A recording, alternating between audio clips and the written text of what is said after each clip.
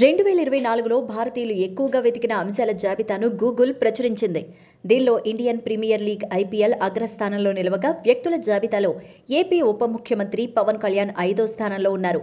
ఈ ఏడాది అత్యధికంగా వెతికిన వాటిలో ఐపీఎల్, టీ20 వరల్డ్ కప్స్తో పాటు సార్వత్రిక ఎన్నికలు వంటి అంశాలున్నాయి.